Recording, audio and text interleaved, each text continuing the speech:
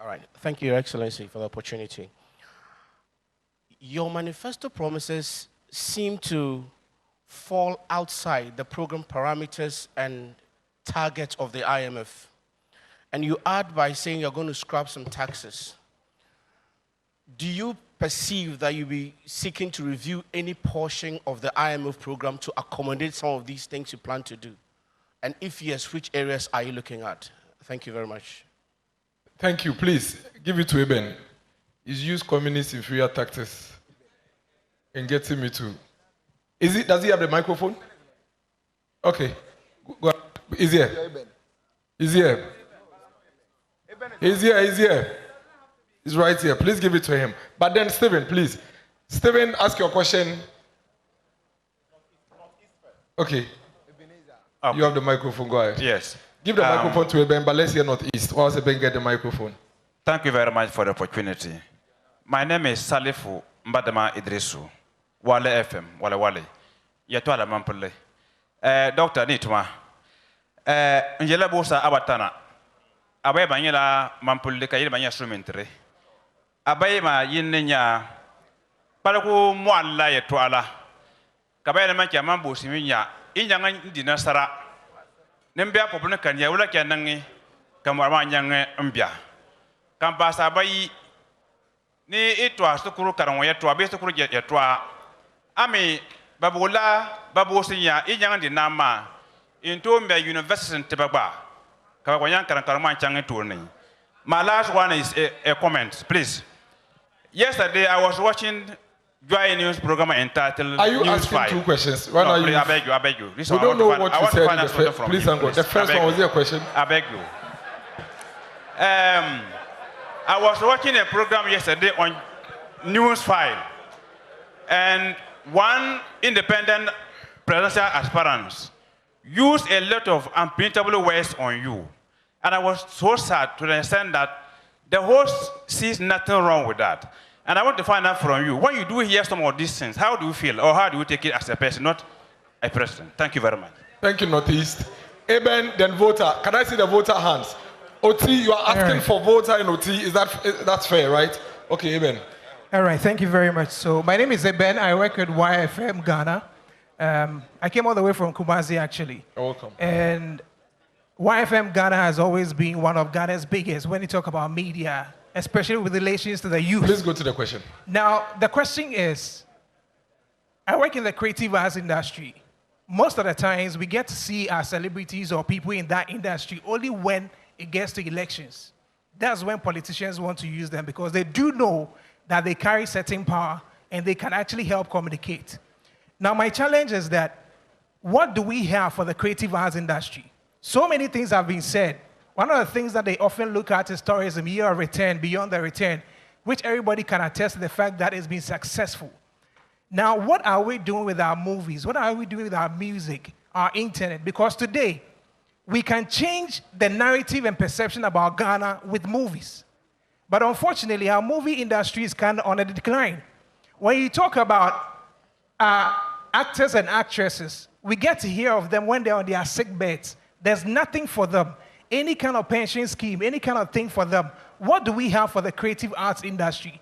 Since we hold a huge power to actually change the narratives of this country, and the creative arts industry also gets to employ thousands of people from tourism. Look at all the tourism sectors across the country.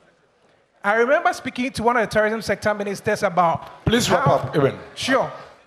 You get to some parts. So my question is that what do we have for the creative arts industry? It shouldn't just be what we say. What are practicable steps we have for the creative arts industry? Thank you, Eben. Please give the microphone to OT region. Yeah, thank you very much. My name is Baba Adam Sadiq. OT region, we all know, is an infant region with many problems as far as development is concerned. But one major problem that I would like to ask the Vice President, if Ghanaians give him the mandate to become the president, our number one problem is the bridge over River Oti. We all know that Oti is one of the food baskets in the country, And we also know that that road is an important road for motorists from the northern region coming down to the south and the vice versa. But the problem is government had promised the people of Oti, after we've been given the region, that a bridge will be constructed over River Oti. And since then, nothing has been done, or we've heard nothing. Now, when you are given the mandate to become the president, what would you do? What will you do for the people of Oti? Paul Adumotre, then Yakunama will come, and then we are done. Hello. Miracles, do I have the floor? Yes, Paul. Thank you very much. Good evening, Mr. Vice President and colleague journalists. I think we're having a very interesting time. Mr. Vice President, I covered the NPP presidential primaries in 1998. I covered election 2000. I covered the NDC contest for election 2004, the one between Mills and Kwesi Botwe. I covered election 2004, 2008, 12, 16, 20. I have never seen a presidential candidate, whether in opposition or in government, focusing his campaign to the people about policy initiatives and policies that have been achieved. I also covered the UK election in 2001 for Tony Blair, and I covered also the UK election in 2019. You will find in those places that they were always articulating policy, what can be done, what can be solved. You will find here, in all of those historical elections, that we were not doing that until Mahamudu Bawumia arrived on the scene. Mr. Vice President, whatever happens in December, you have changed the politics of Ghana and Africa for a long time to come. I have nothing more useful to add except that God bless you. Thank you, Paul. God bless you. God bless you too. Yakunama. Yakunama. Please take the microphone to Upper East, Natalie Ford, and then Kasapa. Thank God that finally grace located me for me to be called. Good evening, Your Excellency, and thanks for the opportunity. I go back to the manifesto. You proposed a number of new tax regimes. You talked about Ghana's ports being competitive to that of Togo. We know Togo is mainly duty-free. Is Ghana ports going to be duty-free? And if you do that, coupled with the number of taxes and levies you intend to abolish, then there will be shortfall in revenue, which we know that the budget we draw year by year is highly dependent on loans and donor support. So if there are shortfalls in revenue, how are you going to make up, and how will you fund all these lofty promises? Thank you. Thank you, Yakurama. Upper East, please, and then Bono. Please, wait. Upper East, go ahead. Straight to the question, please. Good evening, Vice President. In 2019, you accompanied the President to Tanting, widely known as Talisi District, to cast salt for the construction of the Kolgo multipurpose dam. Years down the line, nothing has happened. I mean, nothing substantial has happened. What has been done is that 11.9 million US dollars have been paid for some. For some, it is no work done. Now, I want to ask your understanding of what that money was used for, and if you think it is prudent use of the taxpayers' money. You've also said that you're going to ensure that it is constructed. We know in 2019, when the sword was cut, it was estimated to cost nearly $1 billion US dollars. Please, your question. Nearly $1 billion US dollars. Now it is 2024. It is not going to cost same. We know things have changed. What is the estimated cost now? And the last one. No, you have only one question. Please give to Natalie Ford Natalie Ford, then Kasapa.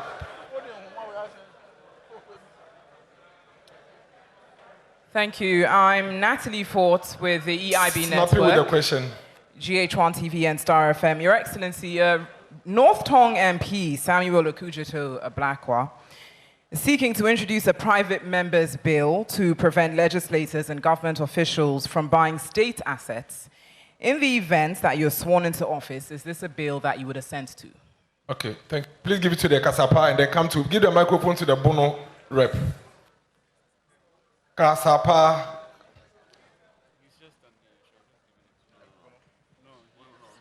Mr. Vice President, me pacho me mwajo. Medin di Efia Pokia, Ago TV, Kasapa FM. Me pacho bosume ya shasiye ena wokan se, nyame ya wadom na ubedi mampenya. I drive a 4 lines ye ni 2 years. Sebio kafrache wunhu nyansa bi ewo nti de beko 10 years. Ye hwe ye petrol ya yeto ewo oman mu nso a taxes ahodo bebre na gugu so spare parts ahodo a driver for yi ton so eya na eto akese na gugu so adentina wunyi yi taxes na gu petrol ni so no ema ne mafom na fe so spare parts a ne boa ye den no so no duties ahodo adeda so wonte so ema omunya free and that's what I'm dance bia you bear 10 years because according to DVLA no 1 year checkups at the mom every year 2 years said they be your own benya nimdie any sua hunu wom adentina sa taxes in the Google petrol so spare parts so ye nyim free ho dance ye de be 10 years me dance question as I am you a driver's license 10 years and I said yeah Bono region please Bono region, please give the microphone to the Bono. Bono is here. Bono is okay. Yeah. And my name is Kwabena Nika from Moonlight FM, Sunyani. Your Excellency, the last time you were in Sunyani, I presented your book to you, and I told you I'm still eagerly waiting to sit you down and do an academic discourse on it. I think those who introduced you into the Ghanaian politics didn't do you well by actually letting us know what you stand for as far as your economic whiskeyship is concerned. So let's do this when next you come to Sunyani. But I bring you greetings from Sunyani, and my people say I should ask you, everything that every government begins in Sunyani stalls halfway. I've covered politics in Bono region for close to 3 decades, and in the past 16 years, we've stagnated, and the 2020 results, as far as parliamentarship is concerned, your question attest to the question I'm asking. Now, please, I'm asking my question. Now, the question is, has Bono wronged governments? Is there any animosity between local governance and national government? Because our people are crying for you. You cut sword for a major road which has stalled since you know. And thank so you. Have you wrong? So thank you. Your question is well noted. Please, we're done. We're done. We Thank you have so just much. one last one from Stephen, and that's it. Nashoko, Thank please. you so much. My name is Nash Shoko. In addition to being a journalist, I work in theater production. And I speak for the many of us in the performing arts who have come to realize the potential of theater to enhance job creation and employ a lot of young people. And yet, the state of the National Theatre of Ghana keeps deterring a lot of patrons from attending our performances.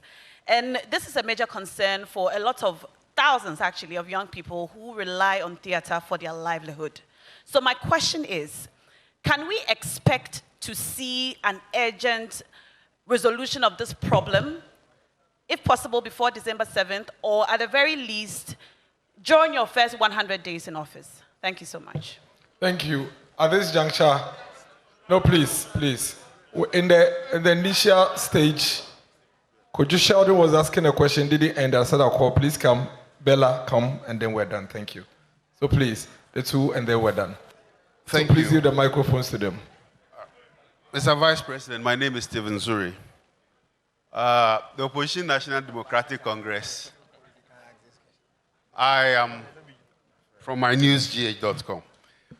The Opposition National Democratic Congress claim you are making up being a taxi driver, a cleaner, and a laborer. Would you want to throw more light on these things? Thank you. Okay. Okay, so I'm back again. So my question borders on musicians in this country. Now, I have seen what you have highlighted in your manifesto when it comes to people in the creative arts. Now, recently, people that I've seen come into the media space to complain about royalties they receive from Gamro. These artists, they come out, they complain about receiving 300 CDs, 200 CDs, 500 CDs. Someone has created about 32 albums, a collection of royalties on his behalf, him 300 CDs, 200 CDs, and 400 CDs. You see them come in the news complaining about these things, and it looks like Gamro has not been enabled to collect royalties when it comes to our artists. And in certain jurisdictions, artists can release one song and eat off it for the rest of their lives. We don't see that here. And I want you to let me know what you are going to do to help enable Gamro to be able to collect royalties effectively, so that our artists wouldn't retire, and us on social media will be doing GoFundMe and all these things for them. So that is Gamro. And the last one Thank you, Kojo. Oh, no, this side. Oh, who's that? The last one is data issues in this country. I'm sure you have seen what Tech Kichi guys do. We have all added our voice when it comes to how expensive data is in this country. Now, I create videos. People always in the comment section complain about the fact that even the exorbitant amount are paying for, not getting value for their money. We have highlighted this on several platforms. We have been interviewed. We have met with the NCA. We have met with key people in positions of power, and nothing is being done about it. Your government, you have not said anything about it. For someone who is a digitalization and agenda, don't you think we need internet to champion some of these things that you are highlighting in your manifesto? Thank you, Kojo. Thank you again for the opportunity, and I'll make this very quick. So I was just checking Fact Check Ghana to be sure I was asking the right question. And Media Foundation for West Africa has also fact-checked and confirmed that 8 people died in the 2020 general elections. We haven't heard the president make a statement on it in terms of justice or anything for that matter. I'm not sure I've heard you make any statement on it as well. And I've spoken to a lot of analysts who say that if you had addressed this very early on in your campaign, maybe you'd have had a greater chance at the presidency than you might have now. If you become, and that's a conversation I've had, I just want to find out from you what you make of this, and if you will address this matter. And finally, would you agree with Ghanaians who say that you should apologize for where we are at the moment, especially looking at all the promises that were made and the performance not matching to those promises? Thank you very much. Thank you. At this juncture, I think we would continue on another occasion. We'll take the last one from Geba, Ghana Independent Broadcasters Association. Where's the Geba rap, please? Geba, please give the microphone to Geba. Geba is your parent, oh. Don't do that. Let your parents speak. They will speak on behalf of Annie. Thank you, Mr. Vice President. In Ghana, as at the end of 2022, we had a significant 832 radio and TV stations, of which 707 are radio authorizations and 120 TV stations to service our population of 34 million. The free-to-air broadcasting model is an invaluable tool for governments, politicians, and citizens alike, and serves over 90% of our population. One significant industry hurdle is the financial sustainability of the media, which has hampered growth, and we've seen very low revenues due to the very competitive environment which has been created, leading to poor remuneration of media workers, journalists, and poor quality of broadcasting equipment and other issues. This situation further is exacerbated by a non-media friendly tax regime. The current high tax burden is challenging for most media houses and businesses, and the FTA media specifically have been facing pressure of the attempted introduction of an additional tax line, which is the CST, the Communication Service Tax, a consumer-designated tax as an additional tax for radio and TV stations that are doing the free-to-air service. Mr. Vice President, what is your position on using the taxation reliefs mentioned, reviews and innovation, tax reviews and innovations, such as the removal of CST for free-to-air broadcasters completely, and other tax incentives to enhance financial sustenance of our media landscape specifically, and enhance the remuneration of journalists and media practitioners, and enhance the ease of acquisition of new equipment, imports for media work, local content creation, technology upgrades, and improve operational costs for the special industry gathered here. Thank you very much. Your Excellency, you may give the answers now.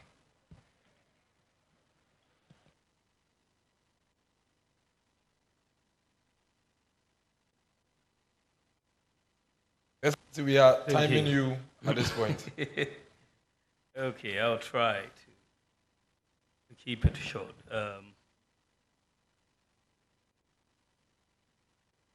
I think, yes, let's start. I think it started from Bloomberg.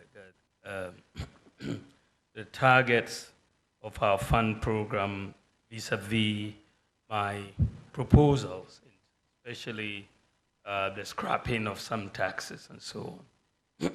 I don't see any inconsistency at all between what I am proposing and the fund program that we are engaged in. If you read my proposals very carefully, I start off by saying that we are going to bring down government expenditure by 3% of GDP.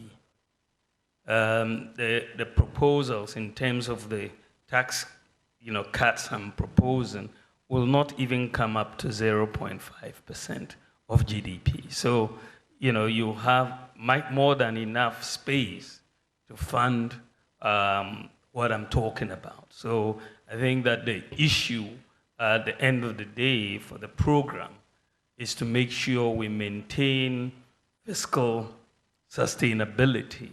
And you will see that in addition to reducing the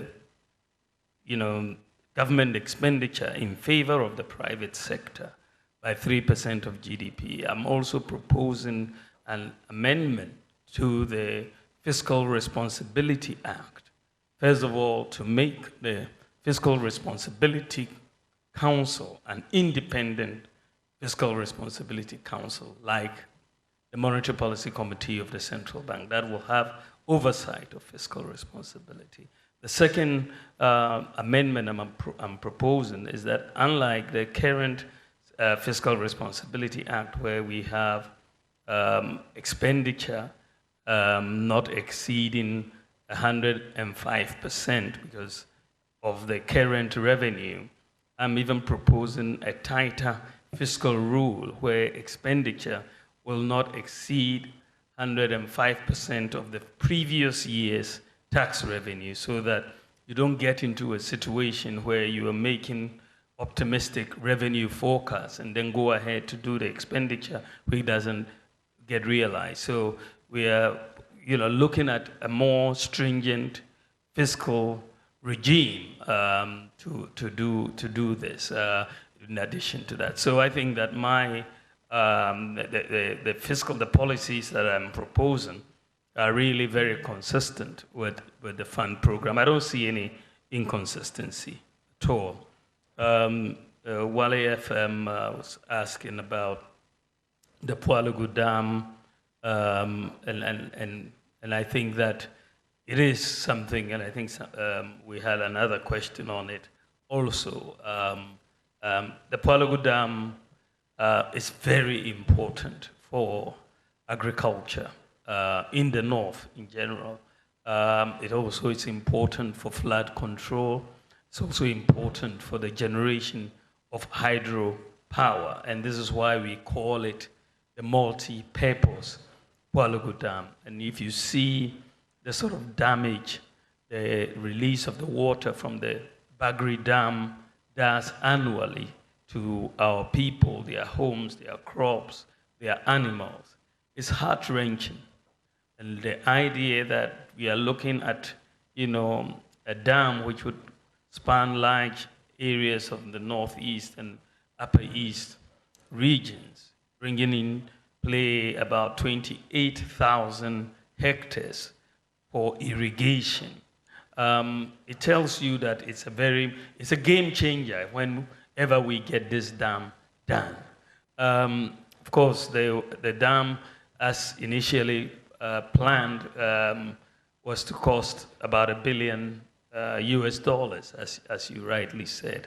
But we quickly ran into major issues following the COVID pandemic, and so many plans that were there, we couldn't realize, no access to the capital markets and so on. So we're going to have to relook at the funding model for the Pwalugu Dam and bring in grant financing as well as private sector financing because of the opportunities that exist for the private sector with all of this agricultural land coming into play and all of that. So I think that is the issue. The issue of the universities in the new regions, I think a statement has already been made on that issue, that every new region should have a tertiary institution, ideally a university, and I think that is something I will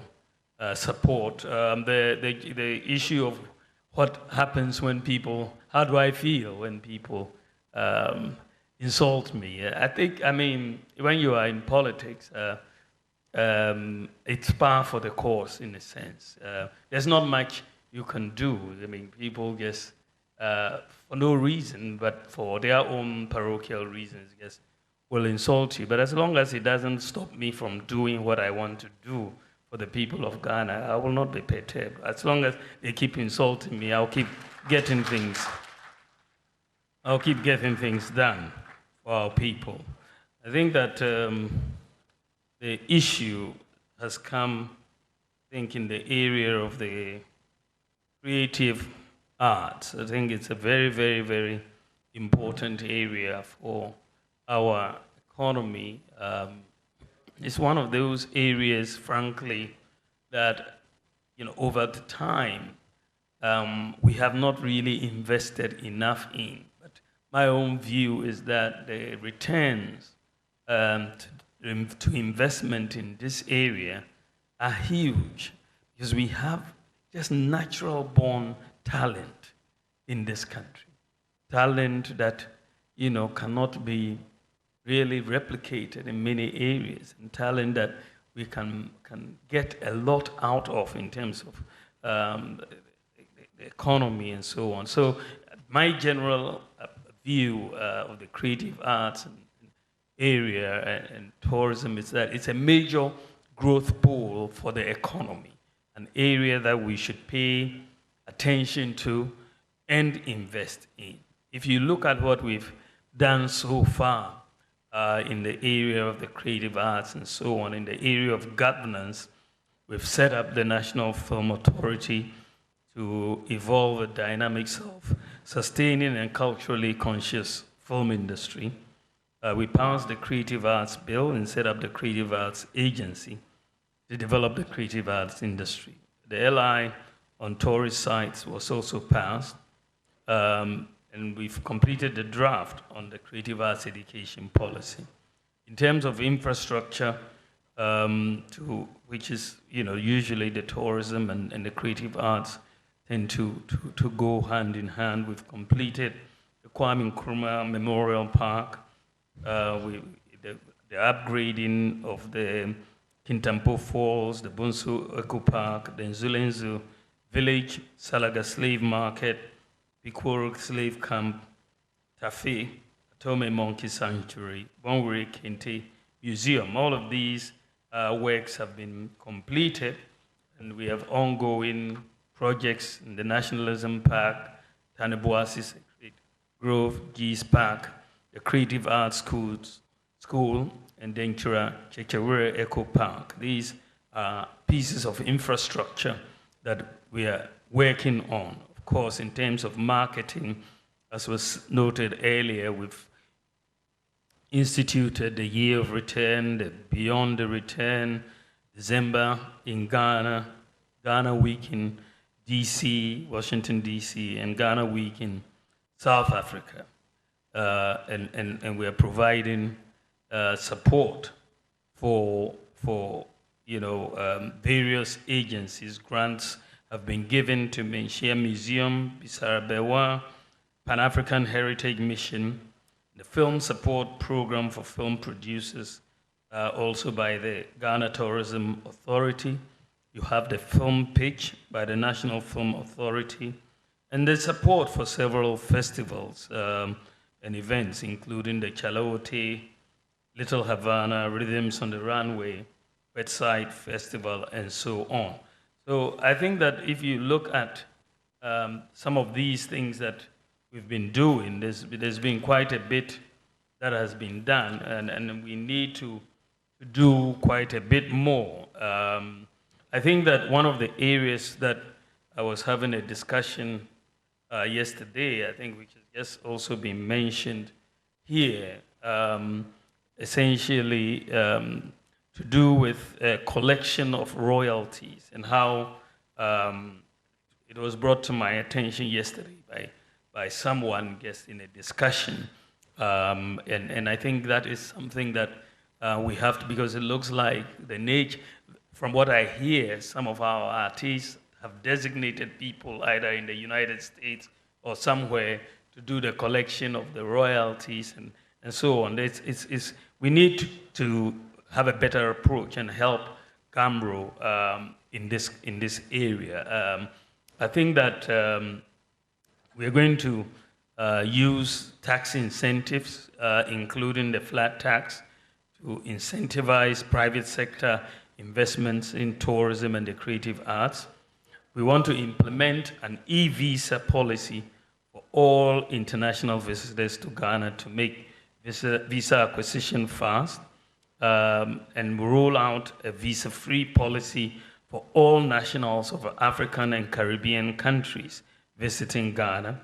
We'll also establish, in partnership with the private sector, a streaming and digital management platform for Ghanaian content developers in the creative arts industry. And we want to also establish a travel protocol service for the creative community to enable artists, performers, and other creatives honor international performances and shows. We want to do some of these things to really help the creative arts. I think for me it's a growth pool, it's an industry where if we really pay attention to, we can do a whole lot. The OT bridge, again, came up, and I think it's something that is still on the drawing board, and I don't think we need to give up on it. It's a critical bridge across the OT, and so I can see how important it is for all of us, and I would definitely be very interested in the OT bridge. What competitive duties, Togo. Togo is not duty-free.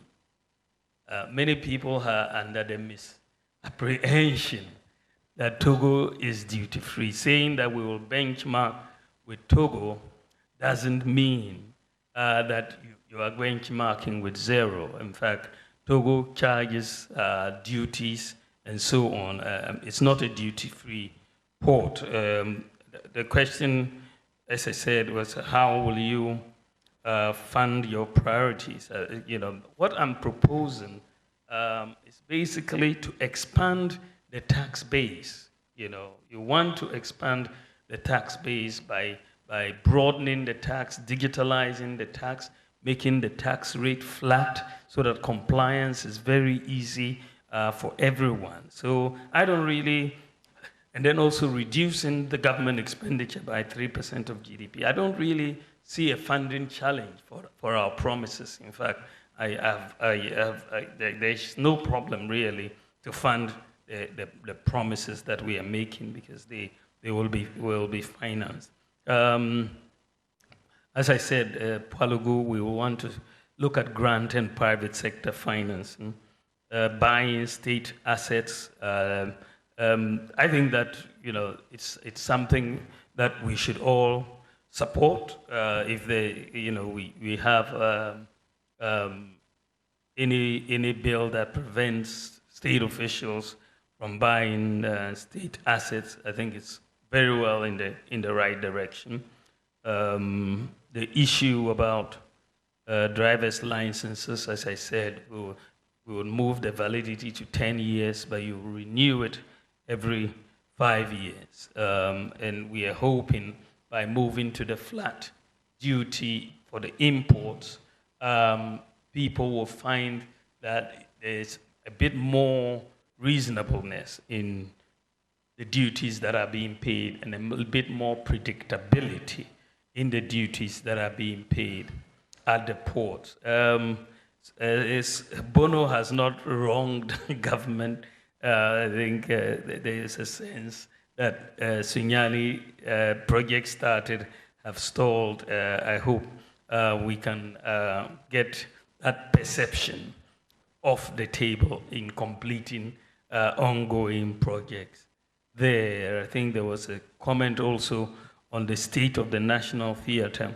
But I think from that comment, there seems to be an issue of maybe renovating the National Theatre, because you're saying that it should be done before the election, which means that maybe it's not a major construction effort, but maybe a renovation. I will get some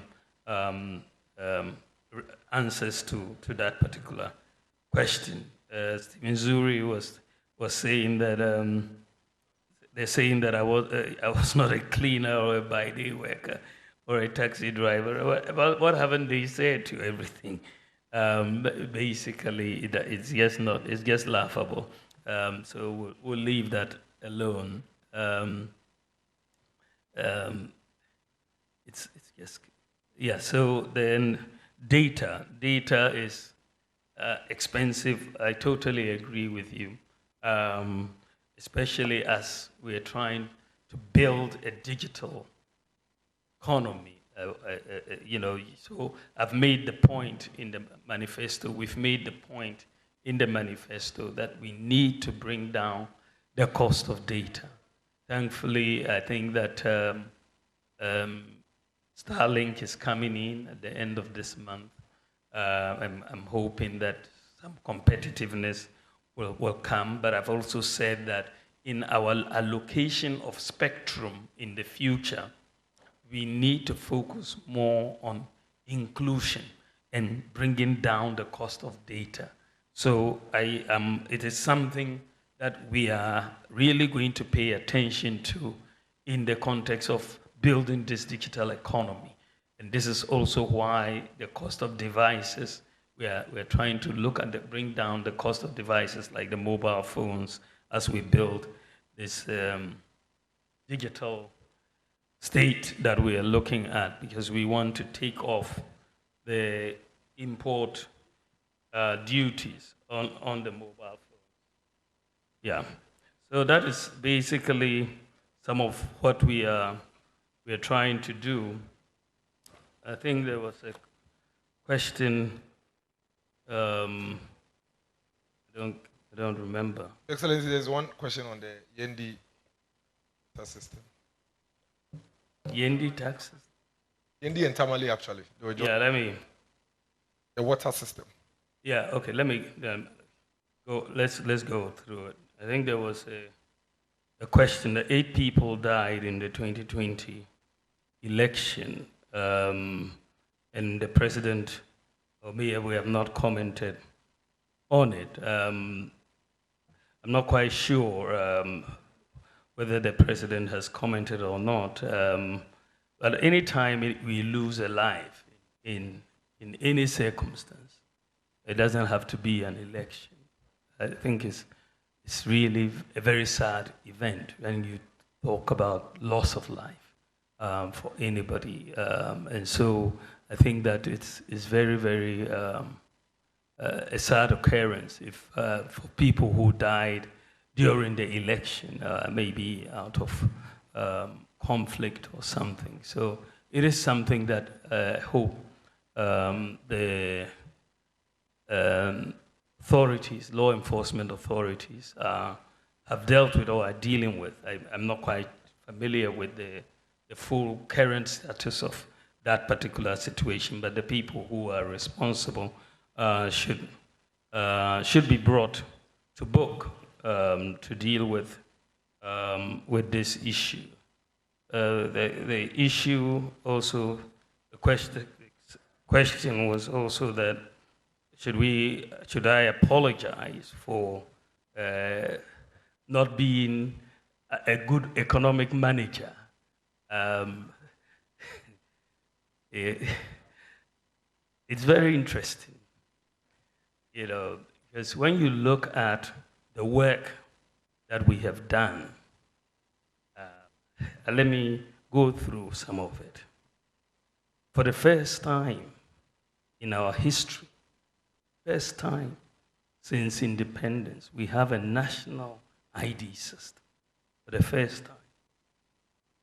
For the first time in our history, we've championed national ID at birth for all children at birth, together with their birth certificates. Never happened in our history.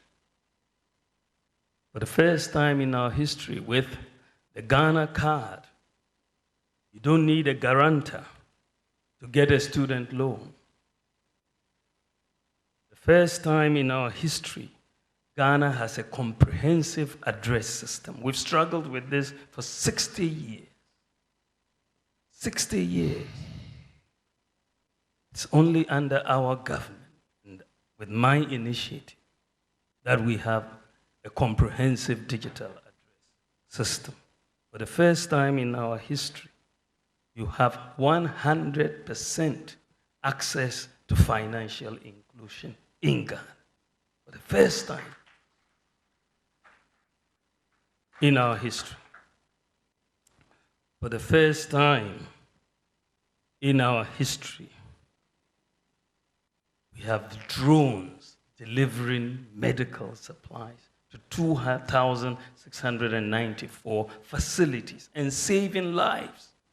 540,000 flights have been made so far to very remote parts of Ghana.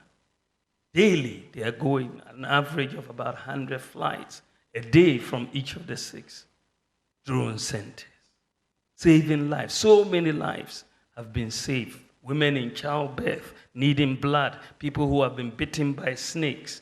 We get the report that the drones are saving. And Ghana is the whole world's largest medical drone delivery service. The whole world. The whole world. Our people can sit at home and enroll in national health insurance from home and renew national health insurance that they had so much problems with. Today, people can stay at home and buy electricity credit and pay their children's school fees and other things right on their mobile phone. Today, you have a lot of bureaucracy in the public service delivery space that has really been eliminated. You're getting through passports, getting a driver's license, clearing goods at the ports, and so on, have become much easier because of digitalization than before. Much, much, much easier. Today, we have an e-pharmacy system, platform in Ghana. I went to Ho in 2019, met with the pharmacists and challenged them. I said, let's do an e-pharmacy platform. Let's bring all the pharmacies in Ghana together on one platform. And today we have 2,456 pharmacies that have been brought together on one platform. For the first time in our history. For the first time in our history. So today, if you receive a prescription from a doctor, you can get to the e-pharmacy platform and it will tell you which pharmacy near you has the medicine and how much it costs. This is the first country in the whole of Africa to have an e-pharmacy platform, and it is Ghana, the whole of Africa, to have an e-pharmacy platform, and it is Ghana. Today we have put together Ghana.gov platform where we have onboarded over 1,000 MMDAs. But we are left with less than 20 MMDAs to complete the whole Ghana.gov. So whenever you want to interact with government, you go to Ghana.gov and you either apply for the service or pay for the service or whatever. Today, when we came in, only 4% of adult Ghanaians had a tax identification number. Today, it's 85%. And that is a major, the really major accomplishment that we are doing. Today, what we have done for the first time in our history under the e-health program, before you could go to the hospital and they'll tell you your folder is missing. Today, what we have done is to digitalize the medical records and network the hospitals, all teaching hospitals, all regional hospitals, all district hospitals. The patient records have all been digitalized. And those hospitals are networked. So if they refer someone from Wa to Kolebu, they don't need to come with their folder. All they need is their ID number. It will be put in the computer in Kolebu, and all their medical history will appear to the government. And we are the first country in the whole of Africa to do this. And one of the few in the world, because I've been looking at the networking of hospitals across the world in this manner. We have one of the very few in the world to do this. One of the very, very few. Today, sickle cell patients are able to get hydroxyurea on the NHIS. Today, childhood cancer is covered on the NHIS. Today, we have free kidney dialysis for over 60 patients and under 18 patients. Today, we have the National Rental Assistance Scheme for the first time in our history to deal with this problem of rent advance. And as I said, it's working very, very well, and we will do it. Today, for the first time in our history, we have the Zongo Development Fund, over 200 projects, and we are moving forward with that. Today, for the first time in our history, we've implemented a gold purchase program at the Bank of Ghana. We've also brought in gold for oil program, which is going to be a major thing for our economy going forward. And today, one of the things that we have done, which will be hopefully outdooring before the end of this year, is to bring in a local Uber-like app for our local taxis. Taxis having major problems because they are being outcompeted by Uber. We have done an app for them, and they will soon be able to operate like the way the Uber or Yango or Bolt is operating. So that when we take a taxi, we don't have to be taking the money abroad. We can keep the money in Ghana. And that work has been virtually completed, and we will outdoor it very, very soon. So when you look at how we are changing Ghana, and you look at the performance of the economy before we came into office. We are doing much better across virtually every sector than the man who wants to come back. Every sector. The man who wants to come back, right?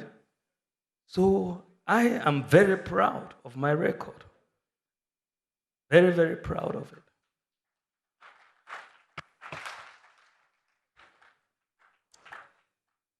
So the issue for GIBA was free-to-air model and the financial sustainability of it. I think that one of the things which as you spoke, I thought was very, very important for us and hopefully we may have to have a meeting to get a better, fuller understanding. But I believe that the flat tax system that we are coming up with for many businesses will help, because you were talking about the tax regime not being media friendly. I think that generally the tax regime has not been business friendly. And this is why I want a complete overhaul of the tax regime. I want a business and citizen friendly tax regime. And this is where we're going. And I believe that once we implement the tax reforms that we are proposing, we will broaden the tax base and we'll make it very simple. When I was thinking about this, I asked myself the question, which country has the best tax regime in the world? The research came up with Estonia.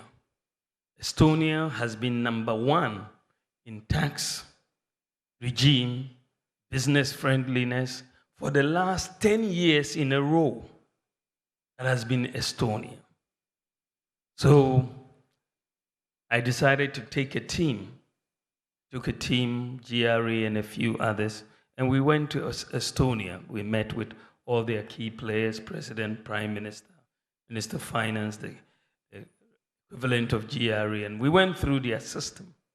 Of course, it was very clear that the simplicity of that system, friendliness of that system, no, you don't really need to appoint an accountant to tell you how much you owe. It's just a flat tax. I was very persuaded that we will have a very, very good system with a flat tax system in Ghana. And this is where I wanted. So it's just like you pay your tithe in church. Everyone knows exactly how much they have to pay. It's that situation.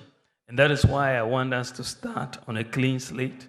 And that is why we are going to introduce a tax amnesty for businesses and individuals so that we all start on a clean slate in this area.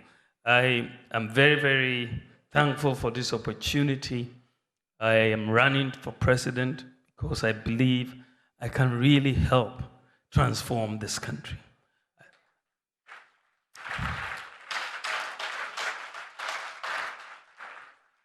I believe that we are not at our potential. I believe it's really possible to really move this country in leaps and bounds.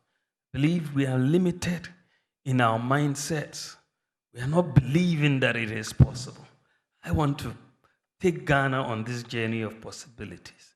I want us to overtake many of these countries. I want to create jobs for our people. I want to take care of the vulnerable. I want to educate our people and make sure that we build an economy, a world-class digital economy, which is based on systems and data, that it wouldn't depend. When your economy is based on systems and data, it doesn't depend on who you know. Because when it comes to who you know, then only a few benefit. But we want to move more towards a disciplined society, and systems bring discipline, more discipline as a society. Because in the advanced countries, things work. People are disciplined because the systems are there to check you. Systems check you. And so I believe that we should put in place the systems, and we will get a more disciplined society and a more vibrant society, a prosperous society, a job-creating society. That's why I want you to help me to become president of the Republic of Ghana. Thank you very much. God bless you. Thank you very much, ladies and gentlemen.